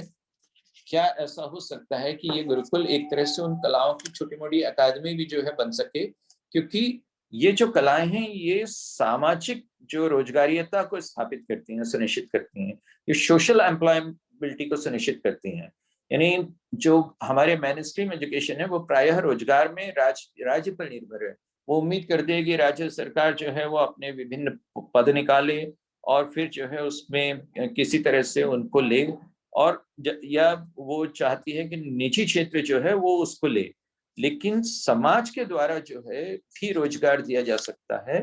ये काम जो है उन 64 कलाओं में था। तो श्रम की प्रवृत्ति और स्किल का विकास दोनों ही जो है वो गुरुकुल शिक्षण में संभव हो पाते थे। और वो काम जो है मुझे लगता है कि हमें अब अपने यहाँ भी करना पड़ेगा। और ये देखना पड़ेगा कि कैसे जो है हम लोग जो गुरुकुल शिक्षा के समय कहा जाता था शिष्य को अंतेवासिन, अंतेवासिन का मतलब था जो गुरु के हृदय में रहता है। तो वो गुरु के हृदय में रहने वाली बात ये थी कि शिक्षा में एक तरह की जो है हार्दिकता थी। वो हार्दिकता जो है हम लोग कैसे ला सकें, इसके लिए आपके विद्यालय को उस पर भी अपना ध्यान एकाग्र करना होगा। आप सब लोगों ने मुझे बोलने का अवसर दिया, बहुत बहुत शुभकामनाएं, प्रणाम। आदरणीय मनोज जी, आपने मुख्य रूप से एक विषय जो हम लोगों को चिंतन के लिए दिया है कि गुरुकुल प्राकृतिक वातावरण में होते थे, और यदि भोपाल शहर में हम गुरुकुल प्रारंभ करेंगे तो वो अरण्य का वातावरण हम दे पाएंगे या नहीं। दरअसल मेरा इसमें थोड़ा सा अलग चिंतन रहा है। जो अरण्य का या प्राकृतिक नैसर्गिक वातावरण हमें देना है उसको दृष्टिगत रखते हुए, और साथ ही जो कुछ कलाएं हमें विद्यार्थियों को देनी है उनको भी हमने ध्यान में रखा। तो मुझे लगा कि हमें इस काम को 2 पार्ट में करना पड़ेगा। यदि हम शहर से दूर चले जाते हैं तो बहुत सी चीजों के प्रशिक्षक विशेषज्ञ जो शहर के अंदर उपलब्ध हैं वो गांव में उपलब्ध नहीं है। जैसे आज यदि मैं भोपाल में गुरुकुल प्रारंभ करता हूँ तो जो जवाहर बाल भवन है उसमें संगीत और चित्रकला के लिए हमें बहुत अच्छे अच्छे शिक्षक ऑलरेडी उपलब्ध हैं। यदि उन शिक्षकों को हम अपने गुरुकुल में लाना चाहेंगे तो इतना कॉस्टली पड़ेगा कि हम उसको बियर नहीं कर पाएंगे, एक एक शिक्षक का वेतन बियर नहीं कर पाएंगे। जबकि वहां तो हम विद्यार्थियों को बहुत कम चार्ज में प्रशिक्षण दिला सकते हैं। आज हम अपने स्टेडियम में, जो भोपाल का टीटी नगर स्टेडियम है, उसमें 20-22 तरह के जो गेम्स नेशनल लेवल की तैयारी जो करवाई जाती है वो गुरुकुल में चलने वाले बहुत सारे गेम्स का एक तरह से वहाँ प्रस्तुति है। वो गेम्स हैं जो हम गुरुकुलों में दे सकते हैं। अब हम मलखम आदि का स्ट्रक्चर अपना स्वतंत्र खड़ा करेंगे गुरुकुल में तो हमें लाखों रुपए की जरूरत पड़ेगी, लेकिन यहाँ ऑलरेडी वो स्ट्रक्चर है। तो ऐसा सोचा था कि 1 एकड़ जमीन भोपाल के 20 किलोमीटर सराउंडिंग में हम लेकर के, जो बात भी चल रही है और लगभग कुछ दिनों में फाइनल होके निर्माण भी हम चालू कर देंगे, वहां से हम बसों के माध्यम से ये तीनों जगह बच्चों को कुछ कलाएं सीखने को भेज सकते हैं। दूसरा, वैदिक गणित जैसी कुछ चीजें हैं, संगीत की और कुछ विधाएं हैं, तैराकी है, घुड़सवारी है, निशानेबाजी है, कुश्ती है। इन चीजों के लिए भी हमें विशेषज्ञ शिक्षक भोपाल में आसानी से उपलब्ध हो रहे हैं, जो गांव में नहीं हो सकते थे। तो ये बहुत कम खर्चे में हमारा काम हो जाएगा। शुरुआत में तो हमें बजट को बहुत ध्यान रखना पड़ता है। अब आएगा दूसरा जी, स्थानीय चुनाव भी स्थान का चयन लगभग हो गया है। परवलिया सड़क के पास में हमें जमीन प्रस्तावित हुई है और हम 1.5 एकड़ जमीन वहां खरीद रहे हैं। वो सिर्फ लॉकडाउन की वजह से टलता जा रहा है। जैसे ही लॉकडाउन खुलेगा तो लगभग ये समझिए कि 8-10 दिन के अंदर वो हम लोग रजिस्ट्री करवा लेंगे। और निर्माण भी इस तरह से देश भर के विशेषज्ञों से बातचीत चल रही है कि उसमें गुरुकुल झलके और वही आधुनिक समय को भी ध्यान में रखना है, क्योंकि पेरेंट्स बच्चों को छोड़ें, उनको भी लगे और प्राचीनता भी दिखे। इन दोनों का समन्वय करते हुए हम लोग निर्माण कार्य उसका करेंगे।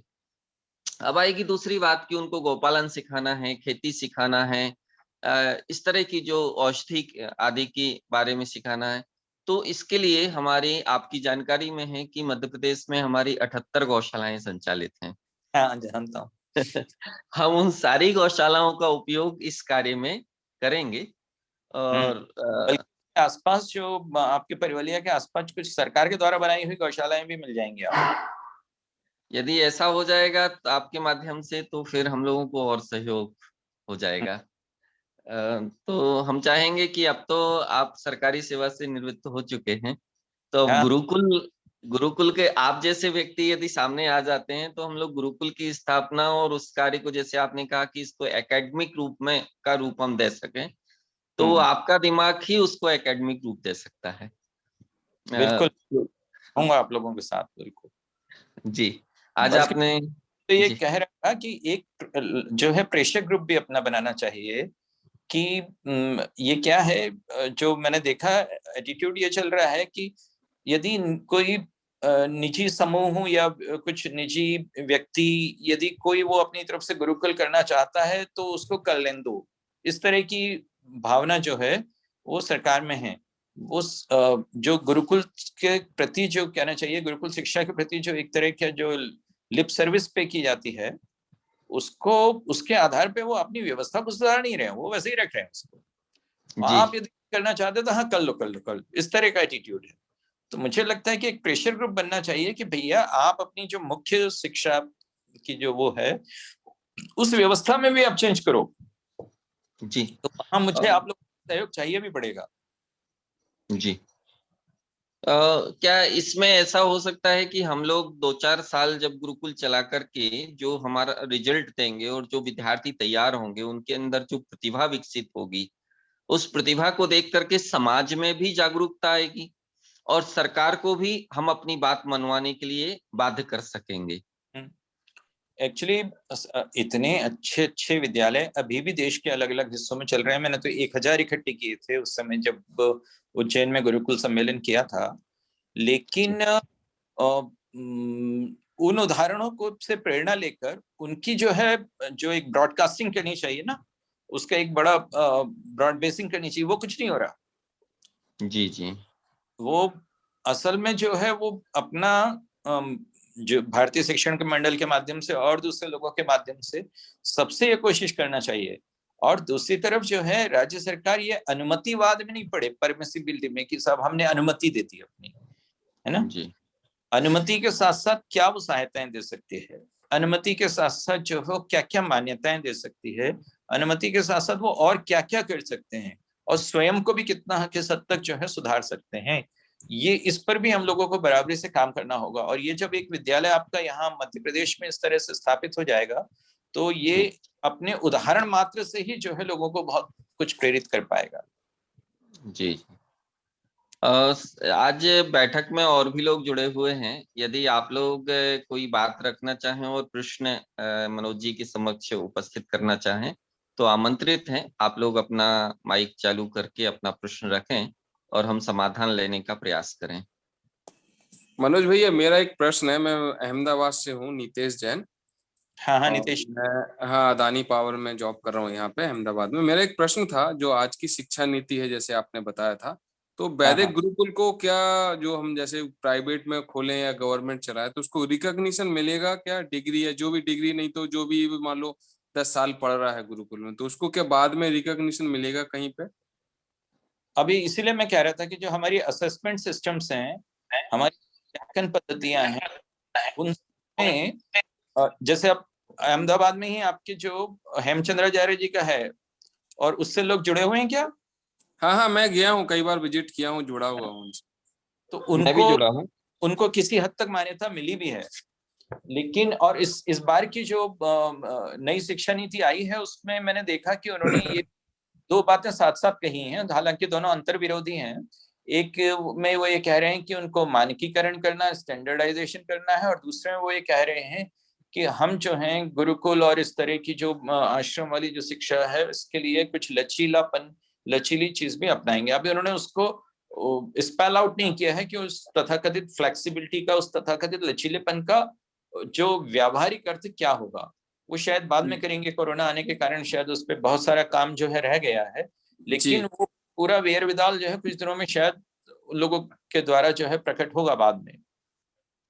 लेकिन उसमें जैसे वैदिक बोर्ड बनाया है बाबा रामदेव जी की अध्यक्षता में, तो उसका क्या सिग्निफिकेंस है, क्या महत्व है कि अगर उसमें वो जो वैदिक बोर्ड बनाया उससे क्या उसको उसके थ्रू रिकॉग्निशन मिलेगा? कैसा है? उसके थ्रू कुछ करने का है, वही मैंने कहा, अभी पूरा स्पेल आउट नहीं किया गया है उस बात को, लेकिन होगा इस तरह से। एक अपना इनका भी इंटीग्रेशन होना चाहिए, सारे जितने भी ऐसे स्कूल्स और ऐसे प्रयत्न जो अलग अलग जगहों पर हो रहे हैं, तो उन सबको, जैसे अभी तो हमने उज्जैन में किया था इस तरह का गुरुकुल सम्मेलन, लेकिन मुझे लगता है कि ऐसा एक सम्मेलन जो है कभी अहमदाबाद में हो, फिर किसी पंजाब में हो जहाँ पे वो गुरुकुल कांगड़ी और जो आर्य समाज वाले गुरुकुल भी बहुत सारे हैं, इस तरह से अलग अलग हिस्सों में होता रहे, और ये एक लगातार जो है गुरुकुल शिक्षा पद्धति निरंतर चर्चा का विषय बनी रहे, और उस एक प्रेशर ग्रुप तैयार करे,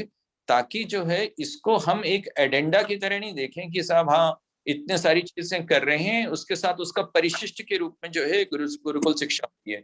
गुरुकुल शिक्षा जो है यदि परिशिष्ट होकर बनी रहेगी तो जो है बात नहीं बनेगी।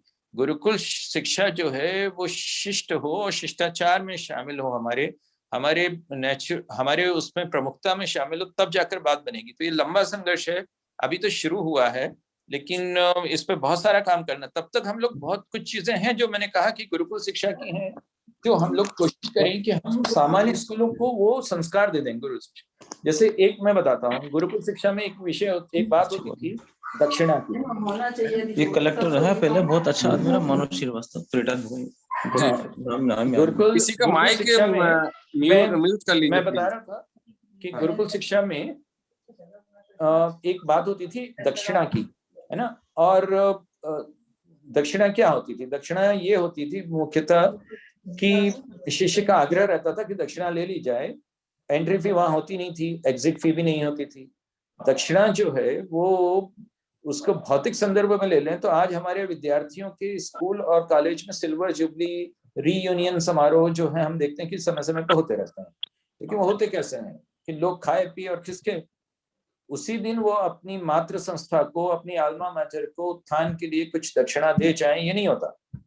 तो दक्षिणा के इस संस्कार को जो है हमने शिक्षा संस्थाओं के एम्पावरमेंट में इस्तेमाल नहीं किया है। हमारे यहाँ ऋषि ऋण की कल्पना चलती थी, और ऋषि ऋण की जो अवधारणा है उसके माध्यम से क्या हम लोग जो हैं अपने अपने स्कूलों को, जहां पर भी हम पढ़े हैं वहां पर उनमें बेहतरी लाने के लिए कुछ कर सकते थे, वो नहीं किया। तो गुरुकुल शिक्षा की कुछ अवधारणाएं जो हैं, सबसे पहले हमारी कोशिश होनी चाहिए कि हम उसका जो है बीजारोपण, वो उसकी कहना चाहिए कि इम्प्लांटिंग हम वो मुख्य धारा के स्कूलों में करें। धीरे धीरे इस तरह से हम लोग बढ़े। पहले उनकी थोड़ी सी कलरिंग हो, फिर थोड़ा सा इन्फ्लेशमेंट हो उसमें, फिर धीरे धीरे हम लोग उसके स्पिरिट को चेंज करने की कोशिश करेंगे।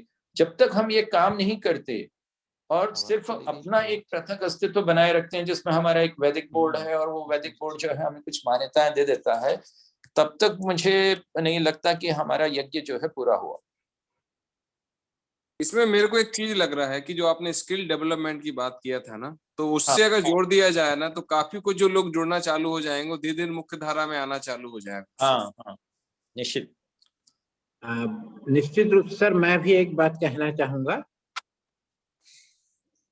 कि हमारे यहाँ पर अभी हमारे जो राष्ट्रीय संगठन मंत्री माननीय मुकुल जी कानेटकर हैं, उनका भी यही सोचना है जो आपका सोचना है कि हम इतने गुरुकुल अभी पूरे विस्तृत रूप से पूरे भारतवर्ष में बना तो नहीं सकते, लेकिन जो हमारे विद्यालय है उसमें गुरुकुल का निर्माण कैसे हो सकता है, गुरुकुलों का संस्कार कैसे दिया जा सकता है, वो काम हम लोगों ने हाथ में लिया है सर अभी, और उसको हम प्रयास कर रहे हैं।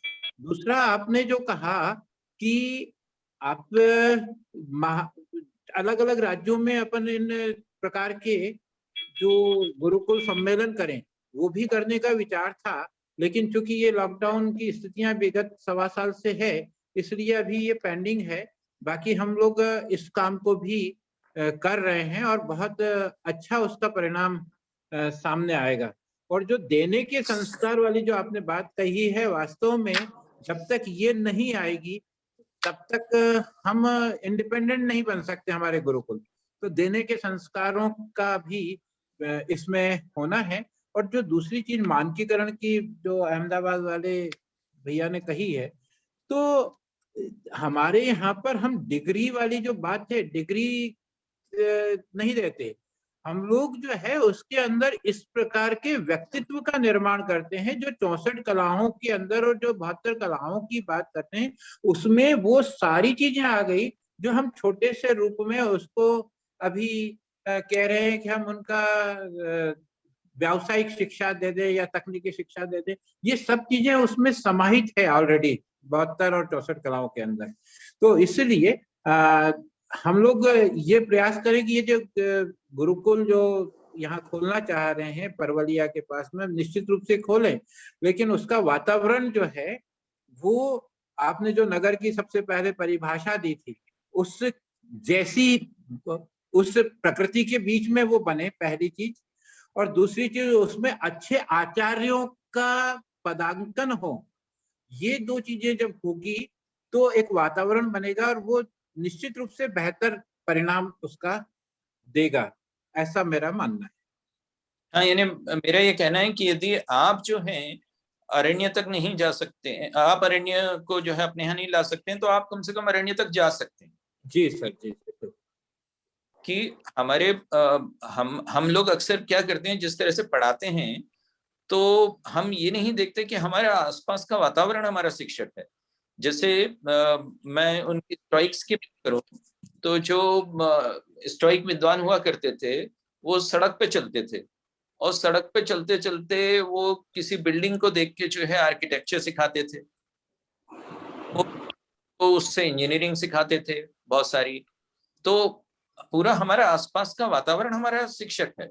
यदि उस तरह की कल्पना लेके चलेंगे तो हमेशा ये नहीं है कि हम अपने ही यहाँ जो है ज्ञान की जो धारा है उसके सारे नल हम ही अपने परिसर में रखें, वहां बनाए, आवश्यक नहीं है, वहां तक पहुंच जाए ना जहां पर कि वो है। बिल्कुल बिल्कुल सर, बिल्कुल यही है। जी जी जी संजय जी बताइए। नहीं, आप बात कीजिए। नहीं ठीक है, आप बोलिए। नहीं, मैं तो जो है कि वास्तव में जैसे अब अपन एक कल्पना कर रहे थे कि हमारे यहाँ पर बच्चों को बाल भवन के अंदर ले जा करके और वहाँ बाल भवन में जो जो चीजें उपलब्ध हो सकती है उनको वहां पर ले जा करके दी जा सकती है। हम स्टेडियम में अब क्रीड़ांगन की जो बात है, क्रीड़ांगन को केवल हमने स्पोर्ट्स को तो बिल्कुल खत्म ही कर दिया हमारे विद्यालयों से, और वो स्पोर्ट्स को केवल मान लिया कि ये फिजिकल एक्टिविटी है, जबकि वो केवल फिजिकल एक्टिविटी नहीं है, वो बच्चे का सर्वांगीण विकास करने का माध्यम है एक। तो हम उसके लिए जो जो जहाँ जहाँ उपलब्ध हमारा टीटी नगर स्टेडियम है या जहाँ जहाँ हमारी सुविधाएं हैं, जहाँ साई का कॉम्प्लेक्स है, तो हम वहाँ ले जाकर भी बच्चों को बहुत सारी चीजें सिखा सकते हैं। हाँ, मेरा कहना यह है कि यदि हम ये करें कि गुरुकुल शिक्षा जो है वो भवन से कहीं ज्यादा जो है भावना है, साधन से कहीं ज्यादा जो है वो एक साधना है, तो उसको जो है हम उपकरण के रूप में नहीं देखें, सत्व के रूप में देखें, है ना, जहां प्रक्रियाएं केंद्र में हो, हमारी ज्ञानदान और ज्ञान ग्रहण की प्रक्रियाएं शिक्षा के साथ जुड़ा हुआ जो बाकी सारा कर्मकांड है उसकी बहुत ज्यादा चिंता नहीं करें, है ना। हम मुख्य रूप से यदि पाते हैं कि हमने अपना एक कुछ निर्माण कर लिया है, लेकिन उससे अलावा जो चीजें हैं उसके लिए हम उन्हीं के पास पहुंच जाएं। बिल्कुल सर। यदि हम किसी बैंक में ही एक बार चले जाते हैं तो हमारे बच्चों के लिए वो पूरा बैंक, उसमें चलने वाली पूरी की पूरी चीजें, वो सब जो है ज्ञान ग्रहण की प्रक्रिया है। बिल्कुल। तो ये तो पूरा विश्व जो है हमें शिक्षा देने के लिए खुला हुआ है। बिल्कुल, कोशिश यही है। और सभी को सादर जय जिनेन्द्र। मैं मधु जय जैन बस्तर छत्तीसगढ़ से हूँ, जगदलपुर से। बहुत ही सारगर्भित उद्बोधन आपका था सर, और विनय भैया की जो सोच है वो वाकई हम सब लोग यदि मिलकर एक साथ व्यवहारिक तौर पे सोचें, क्योंकि आज के डेट में हमारा जो लक्ष्यगत समूह है, जो स्टूडेंट्स हैं, वो तो गुरुकुल के साथ साथ जो मान्यता प्राप्त संस्थानों में आगे जाकर के उनको काम मिल सके, ऐसी व्यवस्था को देखना है। तो हम शिक्षा को शुरू से ही मान्यता प्राप्त करा के ही आगे बढ़े। और जो गुरुकुल के जो कंपोनेंट है, और जो सबसे बड़ी चीज है, आज का बच्चा प्रकृति के साथ कभी भी जुड़ाव महसूस नहीं किया है। तो प्रकृति के साथ का जुड़ाव, उसकी नैतिकता, और उसके साथ माँ बाप जो उनको दे नहीं पा रहे हैं, जो पालन पोषण के समय जो संस्कार उनको देने हैं, तो संस्कार रोपण का काम करते हुए हम अगर इस विद्यालय की नींव को आगे बढ़ाएंगे तो बच्चों के अंदर बहुत अच्छे रिजल्ट सामने आएंगे। और ये जो आपने प्रेशर ग्रुप की बात कही, ये बिल्कुल सही है कि शासन की कई सारी ऐसी योजनाएं हैं जिनका लाभ हम ले सकते हैं अलग अलग जगहों से। तो उससे क्या होगा कि हमारा गुरुकुल चलेगा भी, और शुरू से हमें सोचना पड़ेगा कि हमें किस तरह से इसे प्रायोगिक तौर पे चलाना होगा। क्योंकि यदि हम आज की शिक्षा को आज के जो रिकॉग्नाइज्ड इंस्टीट्यूशंस के साथ में नहीं जोड़ेंगे तो पेरेंट्स अपने बच्चों को हमारे पास भेजने में संकोच करेंगे। तो हम अपना जो सिलेबस डिजाइन करें उसमें ये सारी चीजों को करिकुलम में शामिल करते हुए अपनी मान्यता लेंगे तो अच्छा रहेगा। और आप लोगों का सुझाव बहुत ही अच्छा है, और हम सब, और मैं अपनी तरफ से जब भी जितना योगदान देने का हो जरूर उसमें दूंगी। धन्यवाद। किसी और को अपने विचार रखने हो? कहने का मतलब है, जय जिनेन्द्र भैया जी, मैं सचिन जैन गुवाहाटी से बोल रहा हूँ जी। तो मेरा कहने का मतलब है, जैसे अभी बहन ने बताया था कि शिक्षा पद्धति के साथ ही अपने को चलना है, तो शिक्षा के साथ अपने को संस्कार, ये दो चीज डेवलप साथ साथ करनी है। संस्कार और शिक्षा, भौतिक शिक्षा जो अभी जनरल चल रही है शिक्षा, उसके साथ साथ अपने को बच्चों में संस्कार डेवलप करने का जो है वो साथ साथ होना ही पड़ेगा। ठीक बात है, बिल्कुल। किसी और के द्वारा अपनी बात रखी जानी जी हो? भैया जी, मैं कुछ कहना चाह रहा हूँ। सर नमस्ते, मैं डॉक्टर दामोदर जैन हूँ, यही भोपाल से। अभी राज्य शिक्षा केंद्र में काम करता हूँ सर। जी सर, डॉक्टर। हमने शिक्षकों का एक समूह बनाया हुआ है, शिक्षक संदर्भ समूह। बहुत बढ़िया। पिछले 2010 से हम उसमें सारे शिक्षकों को जोड़कर अपने काम को व्यवस्थित करने के लिए निवेदन कर रहे हैं, और लोग कर भी रहे हैं। 2019 में जब सर हम विश्व शिक्षक दिवस मना रहे थे 5 अक्टूबर को आचार्य विद्यासागर जी महाराज के सानिध्य में, तब उन्होंने निर्देश दिया कि आप लोगों को अच्छे अच्छे विद्यालय बनाना चाहिए। हमने उस निर्देश को स्वीकार किया, और उस पर जब सोचना शुरू किया तो हमें लगा कि इस पूरे सिस्टम में शिक्षकों के दिवस हैं, बच्चों के दिवस हैं, लेकिन विद्यालय का कोई दिवस नहीं है, ना देश में है ना दुनिया में। तब हमने आचार्य श्री को फिर निवेदन किया कि आचार्य श्री, आप कह रहे हो अच्छे अच्छे विद्यालय बनाना है, कोई एक दिवस तो हमें बता दीजिएगा। तो बोले क्या करोगे उस दिन? तो हमने उनको निवेदन किया कि सब लोग बैठेंगे, सोचेंगे कि कैसा विद्यालय बनाना है, क्या करना है, क्या उसमें पढ़ाई करनी है। बोले ये तो अच्छा विचार है, करो। तो जब दिवस खोजना शुरू किया तो हमें बसंत पंचमी का दिन समझ में आया कि माँ सरस्वती का जन्मोत्सव है, विद्यारंभ दिवस है, क्यों ना इसी दिवस को हम विद्यालय दिवस के रूप में स्वीकार करें। और हमने पिछले वर्ष 30 जनवरी को 2020 में पहला विद्यालय दिवस मनाया। पूरे जो हमारे साथी हैं उन सब ने अपने अपने स्तर पे किया। इस साल भी हमने किया। और अभी जो मैं आज अभी मीटिंग एक हमने कंप्लीट की है सर, उसमें हमने अभी एक नया अभियान शुरू किया है, मेरा विद्यालय मेरी पहचान। बहुत बढ़िया। इस नाम से हम सरकारी विद्यालयों को ही इस रूप में ला रहे हैं कि वो भारतीयता को स्वीकारें। अब धीरे धीरे जो आपने निर्देश दिए हैं कि हम पाठ्यक्रम पे भी आए, तो शिक्षकों की सहमति से उस काम को करेंगे सर। तो हमें लगता है कि जो आपने अभी चुनौती बताई है कि हम एग्जिस्टिंग स्कूल्स को विद्यालय में बदलें, भारतीयता की ओर ले जाएं, ऐसा सर निर्देश हमें राष्ट्रीय शिक्षा नीति 2020 में मिलता है। उसका जो भाग 7 है और उसका अंतिम अनुच्छेद है, उसमें ये कहा गया है कि विद्यालयों को सामुदायिक चेतना केंद्र होना चाहिए और उन्हें अपने पूर्व विद्यालयों में जो अपने पूर्व विद्यार्थी हैं उनको सादर आमंत्रित करना चाहिए, उनसे सहयोग लेना चाहिए। तो हमने मेरा विद्यालय मेरी पहचान वाले इस कंसेप्ट को ऐसे लिया है कि एक शिक्षक 2 विद्यालयों को संभालेगा। एक जहाँ से उसने अपनी प्राथमिक शिक्षा पूरी की है, तो वो अपने पूर्व विद्यार्थी का कर्तव्य पूरा करे और अपने और साथियों को भी जोड़े और उसको संभाले, और एक जहाँ वो अभी काम कर रहे हैं उसको संभाले। तो सर अभी इस तरह की बनावट हम कर पा रहे हैं सर, इसमें आपका निर्देश चाहिए। इनफैक्ट आपने भारतीयता की बात की और ये राष्ट्रीय शिक्षा नीति भी मैं देख रहा था कि बार बार भारतीयता भारतीयता भारतीयता की बात करती है ना। ये भारतीयता है क्या, इस पर जरा अपने को वो करना। अब मैं देखता हूं कि हम लोग 5 जून को पर्यावरण दिवस मनाते हैं, है ना जी। और पर्यावरण दिवस लोग मनाते हैं बिल्कुल राज्य सरकार की तरफ से भी, निर्देश सबकी तरफ से, और वो होता है। लेकिन भारत के असली पर्यावरण दिवस कौन थे? हरियाली तीज, हरियाली अमावस्या, तो वो हम नहीं मनाते, लेकिन पर्यावरण दिवस मनाएंगे।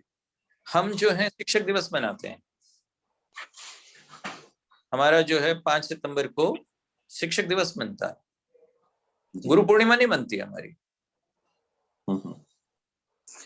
तो एक जो भारतीयता में सबसे बड़ी जो मैं चुनौती देखता हूँ भारतीयता को जो है इनमें लागू करने के लिए आपके विद्यालयों में, और इसमें भी अपन उसका उपयोग कर सकते हैं, वो कि जो हमारा भारतीय कैलेंडर है उसका हम लोग कितना उपयोग कर सकते हैं शिक्षा के कार्यों के लिए।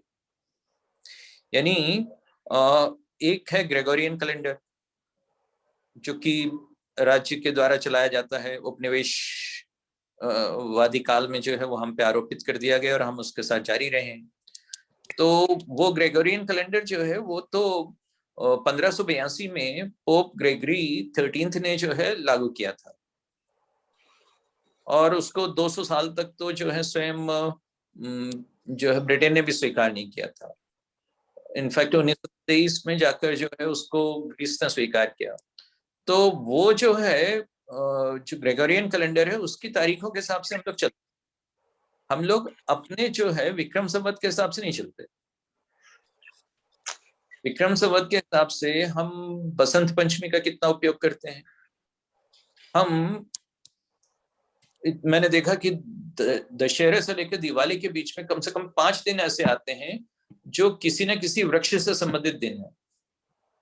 क्या हम लोग जो है उन दिनों का उपयोग उन वृक्षों के रोपण में भी करते हैं अपने स्कूलों में? अक्षय नवमी, आंवलम नवमी आती है तो क्या हम लोग आंवला लगाते हैं? दशहरा आता है तो हम शमी के वृक्ष का कुछ उसके ज्ञान देते हैं, कुछ करते हैं? नहीं करते हम लोग। तो हमारा क्या है कि हम मानते हैं कि ये जो ग्रेगोरियन कैलेंडर है ये तो सेकुलर है, और हमारा जो विक्रम संवत है वो हिंदू टाइप का है इस तरह का, जबकि ऐसा है नहीं। सेकुलर है हमारा कैलेंडर, क्योंकि वो एक राजा के द्वारा एक राजकीय उपलब्धि को कमोमेरेट करने के लिए उन्होंने चलाया था। यानी विक्रमादित्य ने जब शक और होड़ों को परास्त किया तब जाके उन्होंने जो है ये संवत चलाया। वो एक राजकीय व्यक्ति के द्वारा एक राजकीय उपलब्धि को मनाने के लिए उन्होंने वो संवत लागू किया था।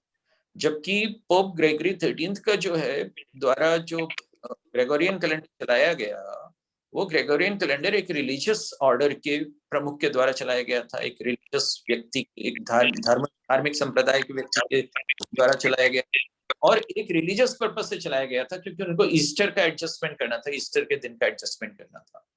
तो अब ये पता नहीं क्या जादू हुआ है कि जो सेकुलर था वो रिलीजियस हो गया, जो रिलीजियस था वो सेकुलर हो गया।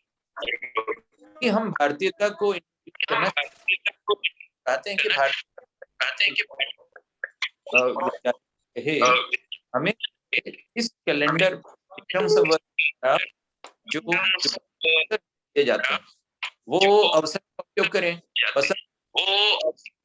वो किसी बसंत पंचमी की शिक्षा की शुरुआत करते थे, ओनामासी धम ओम नमः सिद्धम वाली जो बात थी ना, वो उस समय वहां पे होती थी, अब नहीं होती। हमारे लिए बसंत पंचमी एक शैक्षणिक अवसर के रूप में अनुपलब्ध है। ऐसे कई हैं, पूरे उसमें देखेंगे आप विक्रम संवत के दौरान, तो जगह जगह उन्होंने ऐसी ऐसी चीजें रखी हैं जो अच्छा खासा एक एजुकेशनल अपॉर्चुनिटी हो सकती है उस खास विषय को लेकर एकाग्र करके, तब जाकर भारतीयता आएगी। अदर अन्यथा जो है हम लोग वो ऐसे ही चलते रहेंगे।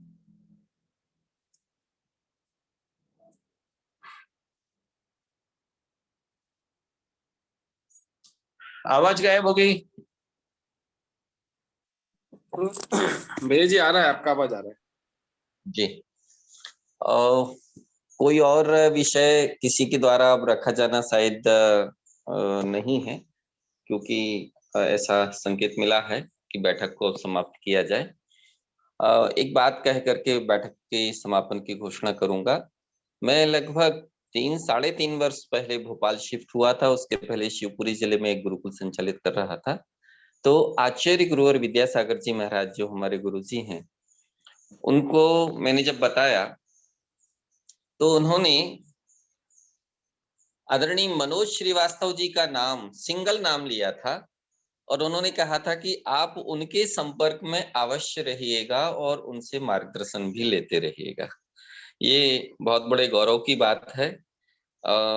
आज आपने हम लोगों को इतना समय दिया है, और इस अपेक्षा से कि ये समय अब हमें क्रियात्मक रूप से भी आपका प्राप्त होता रहे, केवल वाचनिक हमें समर्थन नहीं, बल्कि पग पग पर आपका गहन जो अध्ययन है, जो विचार है, उसको हम आज कार्य रूप देना चाहते हैं। तो आपका हमें पग पग पर मार्गदर्शन मिले, ऐसी हम आपसे अपेक्षा कर रहे हैं। अगले रविवार को हमारे बीच में माननीय तेजस कुलकर्णी जी मुख्य वक्ता के रूप में पुणे से उपस्थित रहेंगे।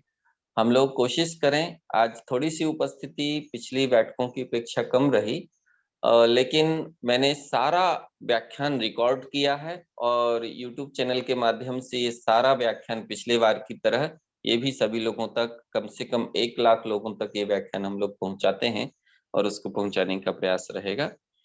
मैं माननीय मनोज जी का बहुत बहुत धन्यवाद ज्ञापित करते हुए उनके प्रति आभार व्यक्त करता हूं, और आज की बैठक में उपस्थित